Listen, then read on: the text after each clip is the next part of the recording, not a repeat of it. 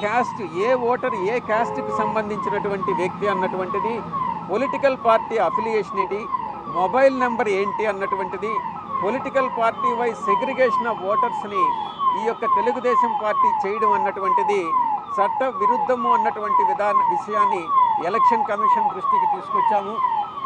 ఇక voter data ఒక న్యూయార్క్లో ఉన్నటువంటి, అమెరికాలో ఉన్నటువంటి న్యూయార్క్లో ఒక న్యూయార్క్ పట్టణంలో ఈ యొక్క డేటా అంతా ఈ యొక్క సర్వర్లో స్టోర్ చేయడం అన్నటువంటిది, ఇదే విషయాన్ని గతంలో కూడా తెలుగుదేశం పార్టీ సేవామిత్ర పేరుతో ఈ రకమైనటువంటి డేటా కలెక్ట్ చేసినటువంటి విషయాన్ని గతంలోనే ఎలక్షన్ కమిషన్ దృష్టికి తీసుకొచ్చాం.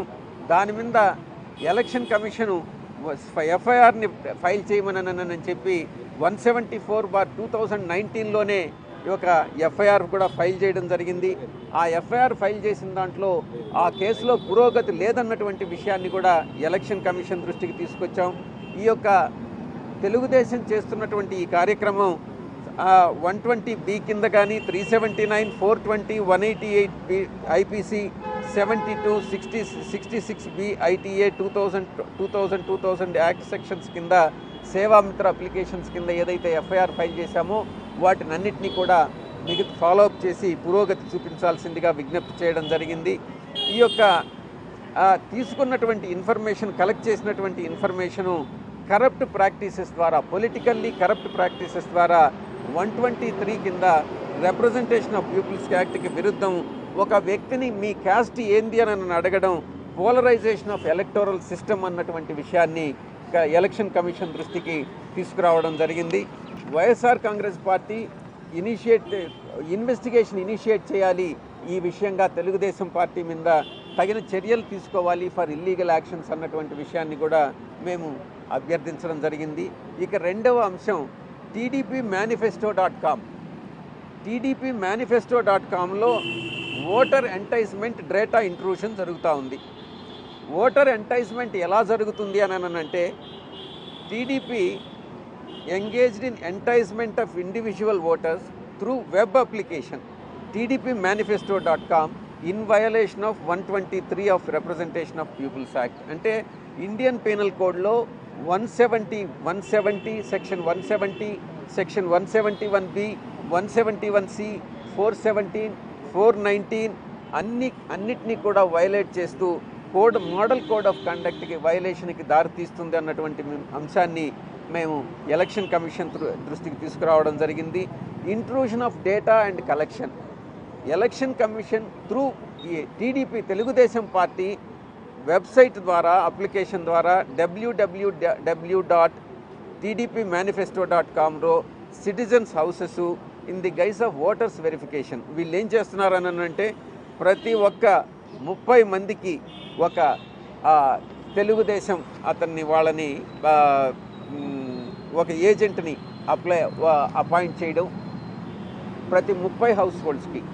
ఈ డేటా ఏదైతే డాష్బోర్డ్లో ఏదైతే డేటా ఉందో, ఎలక్షన్ కమిషన్ ఇచ్చినటువంటి డేటాని, ఇమేజ్ ఫార్మేట్లో ఇచ్చినటువంటి డేటాని దాన్ని ఎక్సెల్ ఫార్మేట్కి కన్వర్ట్ చేసి, ఆ తర్వాత వీళ్ళు ఏదైతే ఒక 30 హౌస్ హోల్డ్స్కి ఒక వ్యక్తి ఉంటాడో ఆ వ్యక్తి ఆ 30 ఇళ్ళకి వెళ్ళి వాళ్ళ క్యాస్ట్ ఏంటి, వాళ్ళ పొలిటికల్ ఈక్వేషన్స్ ఏంది, వాళ్ళు ఏ రకమైనటువంటి బెనిఫిట్స్ తీసుకుంటున్నారు, వాళ్ళు ఏ కులానికి చెందిన వాళ్ళు, ఏ మతానికి చెందిన వాళ్ళు, ఇవంతా కూడా డేటా కలెక్ట్ చేయడం, ఇవన్నీ కూడా చట్ట విరుద్ధము అన్నటువంటి విషయాన్ని మేము తెలియజేయడం జరిగింది.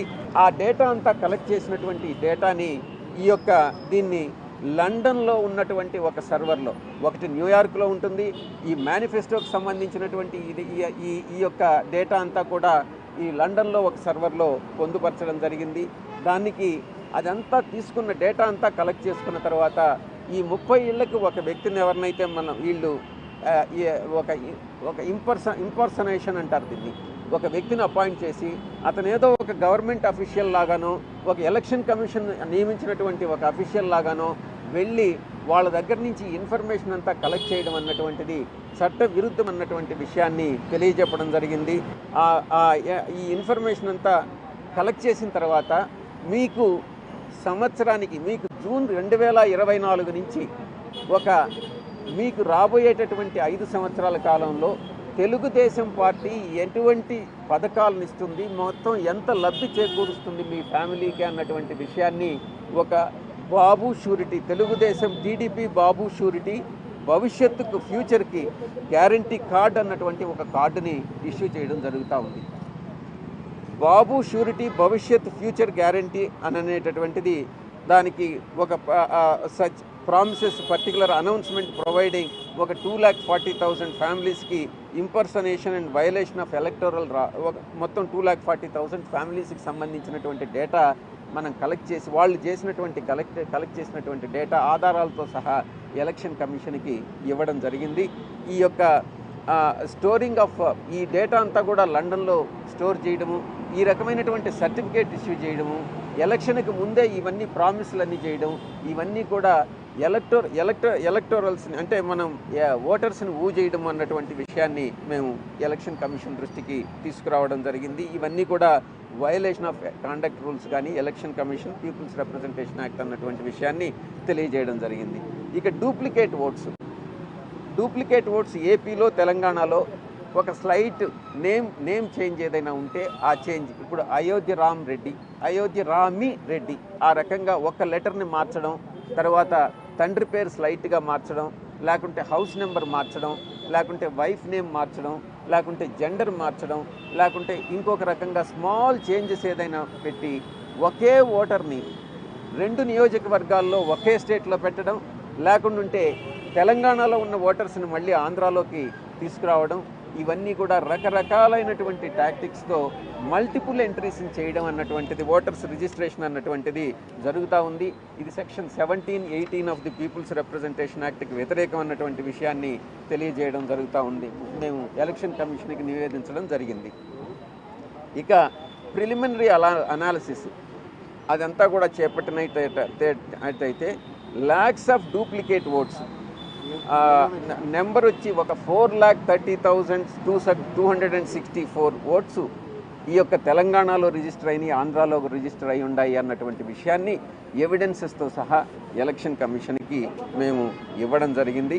ఆ తర్వాత ఓటర్ల registration, illegal registration, null and void వీటినన్నింటినీ కూడా నల్ అండ్ వాయిడ్గా పరిగణించాల్సిందిగా ఎలక్షన్ కమిషన్కి నివేదించడం జరిగింది.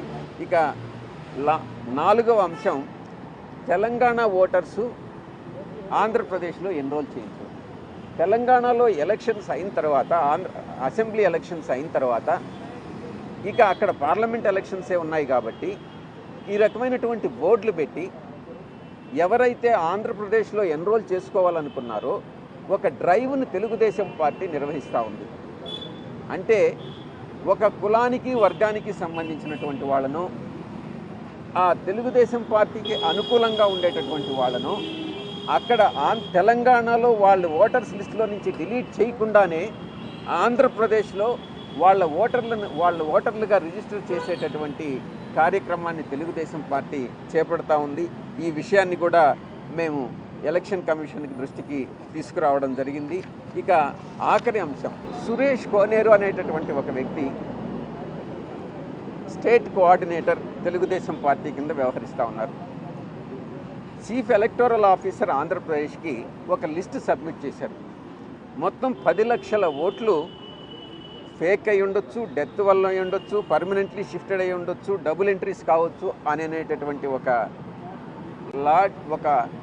బల్క్ కంప్లైంట్ అనేటటువంటి దాన్ని చీఫ్ ఎలక్టోరల్ ఆఫీసర్ ఈ కోనేరు సురేష్ సబ్మిట్ చేయడం జరిగింది.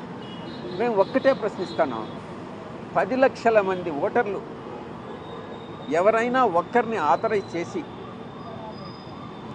మా ఓటర్లను వెరిఫై చేయండి, ఇవి బోగసా కాదా అన్నటువంటిది ఎవరైనా ఆథరైజ్ చేస్తారా, అటువంటిది చట్టబద్ధంగా అనుమతించవచ్చా అన్నటువంటిది విషయాన్ని పరిశీలించాల్సిందిగా మేము ఎలక్షన్ కమిషన్కి విజ్ఞప్తి చేయడం జరిగింది. ఈ యొక్క డిస్ట్రిక్ట్ ఎలక్షన్ కమిషన్కి ఏదైతే ఇతను కంప్లైంట్ ఇచ్చాడో ఆ election commissioner, chief election commissioner, electoral officer Andhra Pradesh జిల్లా కలెక్టర్లందరికీ కూడా ఆయా జిల్లాలకు సంబంధించినటువంటి ఇన్ఫర్మేషన్ని కలెక్టర్ల దగ్గరకు ఆదేశించి ఇన్ఫర్మేషన్ అడగడం జరిగింది. ఆ రిపోర్ట్స్ అన్నీ కూడా కలెక్టర్సు ఎంతో సమయం వెచ్చించి ఆ సమయాన్నంతా వృధా చేసుకొని వాళ్ళందరూ కూడా ఏయో కొన్ని స్మాల్ ఏదో ఫాల్ట్స్ తప్ప, ఏదో 1% 2% తప్ప మిగతా అంతా కూడా కరెక్ట్గానే ఉన్నాయి. ఒకవేళ ఉంటే కూడా మ్యాక్సిమం 4% 5% ఎవరు చనిపోయినారు, ఎవరు పర్మనెంట్గా షిఫ్ట్ అయిపోయారు, ఎవరు ఏఐ డిలీట్ అయినాయి, టోటల్లో ఒక 10% కూడా 5 to 10% కూడా లేవు. మిగతా అన్నీ కూడా జెన్యూన్గా ఉన్నాయన్నటువంటి రిపోర్ట్స్ని ఆయా జిల్లా కలెక్టర్లు, చీఫ్ ఎలక్టోరల్ ఆఫీసర్ ఆంధ్రప్రదేశ్కి సబ్మిట్ చేయడం జరిగింది. మేమంతా ఇది ఒక్కటే చెప్తా ఉన్నాం, ఈ రకంగా తెలుగుదేశం పార్టీ అధికార యంత్రాంగాన్ని బిజీగా ఏదైతే వాళ్ళు ప్రోడక్టివ్గా యూటిలైజ్ చేయాల్సినటువంటి సమయాన్నంతా కూడా ఈ రకంగా వేస్ట్ చేస్తూ ఫ్లిమ్సీ గ్రౌండ్స్ మీద ఫాల్స్ కంప్లైంట్లన్నీ ఇవ్వడం అన్నటువంటిది చట్ట వ్యతిరేకం. ఇది ప్రభుత్వాన్ని డిస్రెప్యూట్ చేసేటటువంటిది అన్న పద్ధతి, వైఎస్ఆర్ కాంగ్రెస్ పార్టీని డిస్రెప్యూట్ చేసేటటువంటి ఉద్దేశంతో ఇవన్నీ కూడా చేస్తున్నారు అన్నటువంటి విషయాన్ని మేము ఎలక్షన్ కమిషన్ దృష్టికి తీసుకురావడం జరిగింది. తెలుగుదేశం పార్టీ బూత్ లెవెల్ ఏజెంట్స్ని ఎవరైతే competent file 7 application form 7 application ఏదైతే రిప్రజెంటేషన్ యాక్ట్ ప్రకారం సబ్మిట్ చేసేటటువంటి అధికారం ఉంటుందో, బల్క్ కంప్లైంట్స్ తీసుకోకుండా ఎవరు కంప్లైంట్ లాడ్జ్ చేయాలి అని అంటే ఎవరైతే బూత్ లెవెల్ ఏజెంట్ ఉంటాడో అతను మాత్రమే కంప్లైంట్ లాడ్జ్ చేయాలి. ఆ కంప్లైంట్ లాడ్జ్ చేసిన దాన్ని వెరిఫికేషన్ చేయాలి. మిగతా ఎవరిని ఇట్లాంటి సురేష్ కోనేరు లాంటి వ్యక్తుల్ని ఎంటర్టైన్ చేయకూడదు. అతను చేసినటువంటి చట్ట వ్యతిరేక కార్యక్రమాలకి అతని మీద అఫెన్స్ ఏదైతే ఉందో దాన్ని పనిష్ చేయాల్సిందిగా సురేష్ కోనేరుని చట్ట ప్రకారం బుక్ చేయాల్సిందిగా మేము ఎలక్షన్ కమిషన్కి నివేదించడం జరిగింది. ఈ 5 విషయాల మీద ఎలక్షన్ కమిషన్ పాజిటివ్గానే స్పందించడం జరిగింది అన్న విషయాన్ని మీ అందరికీ కూడా తెలియజేసుకుంటూ, వెబ్సైట్లో బేసిక్గా వాళ్ళ దృష్టి అంతా కూడా ఒక పర్టికులర్ కుటుంబంలో ఉన్నటువంటి వ్యక్తులు, ఏ కులానికి చెందినటువంటి వాళ్ళు, ఏ మతానికి చెందినటువంటి వాళ్ళు, ఎక్కడైనా వాళ్ళకి వీళ్ళు మా తెలుగుదేశం పార్టీకి ఓటు వేయరు అని కానీ అనిపిస్తే ఆ కలెక్ట్ చేసినటువంటి ఇన్ఫర్మేషన్ అంతా కూడా, ఆ డేటానంతా కూడా ఈ మేనిఫెస్టో, ఈ డాష్ బోర్డు రెండింటినీ కూడా ఆ ఇన్ఫర్మేషన్ అంతా కూడా కంపైల్ చేసుకొని అసిమ్యులేట్ చేసుకొని తద్వారా వచ్చినటువంటి ఆ యొక్క డేటా ఏదైతే ఉందో దాని మీద డిలీషన్కి, బల్క్ డిలీషన్స్కి పెట్టాలన్నటువంటిది వాళ్ళ ఉద్దేశం. దీన్ని నివారించేదానికే మేము ఈరోజు తగు చర్యలు తీసుకోవాల్సిందిగా ఎలక్షన్ కమిషన్కి విజ్ఞప్తి మేము ఐడెంటిఫై చేసింది ఇంతవరకు 4 lakhs and odd మేము ఐడెంటిఫై చేసి ఆధారాలతో కూడా ఎలక్షన్ కమిషన్కి సబ్మిట్ చేయాలి. 4,30,264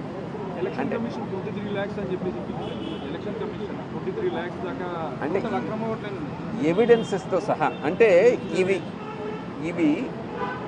డూప్లికేట్ ఓట్స్. నేను చెప్పినటువంటి డూప్లికేట్ ఓట్స్లో మొత్తం 4,30,264 ఐడెంటిఫై చేసి ఎవిడెన్సెస్ ప్రొడ్యూస్ చేయడం జరిగింది. సార్ పర్టికులర్గా ఏదైనా డిస్ట్రిక్ట్ వైజ్ ఏమైనా తీసుకున్నారు సార్? ఇప్పుడు డిస్ట్రిక్ట్ వైజ్ తీసుకునేటటువంటి ఇక మీదట మేము బిఎల్ఏస్ని, బూత్ లెవెల్ ఏజెంట్స్ని నియమించుకొని ఇటువంటి తెలుగుదేశం పార్టీ ఇటువంటి చర్యలకు ఏదైతే పాల్పడుతుందో వాటిని నివారించేందుకు మా ప్రయత్నాలు మేము చేసుకుంటాం. సార్ అంటే ఈ డూప్లికేషన్ లేకుండా ఆధార్ సీడింగ్ ఆల్రెడీ ప్రయోగాత్మకంగా కొన్ని చోట్ల చేసుకున్నట్టున్నారు కదా, మీకు చాలా ఆశ్చర్యకరంగా ఉండొచ్చు. మేము ఐడెంటిఫై చేసిన దాంట్లో ఒకే ఈ ఐడితో, అంటే ఎలక్షన్ కమిషన్ కార్డులో, మన ఓటర్ ఐడి కార్డులో ఒకే ఐడితో ఒకే నియోజకవర్గంలో 2 ఓట్లుగా నమోదు చేసుకున్నటువంటి సందర్భాలు ఉన్నాయి. అవి కూడా ఎలక్షన్ కమిషన్ దృష్టికి తీసుకురావడం జరిగింది. In relation to 5 aspects. One is mypartydashboard.com is number 1, and second is tdpmanifesto.com, and third is Andhra Pradesh versus Telangana duplicate votes. Fourth is Telangana voters being enrolled in Andhra Pradesh as new voters after Telangana elections. Fifth one is false information provided by one Mr. Suresh Koneru, State Coordinator of Electoral Cell of TDP. These are all the 5 aspects on which the YSRCP has lodged a complaint with the Election Commission of India. We have requested Election Commission of India to keenly investigate in respect of the first 2 items, all the 5 items, more particularly in respect of first 2 items, because there the TDP Telugudesam party is manipulating and enticing the voters by finding out their caste, creed and religion and also their political affiliations, and then trying to move them into their hands, so which is prohibited by the law. So therefore these 2 items, because under the manifesto they collect the information and store the information outside India and then assimilate the information and correlate the information and then entrusting the job to one agent for every 30 households and then doing all sorts of mischiefs. That is to be addressed.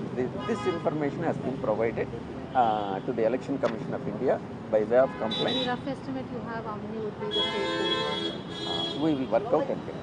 But you have given proof with evidence of 4,30,000. We have submitted evidences to the extent of interstate voters who are enrolled in 2 different states, that is Andhra and Telangana, to the extent of 4,30,264. Thank you.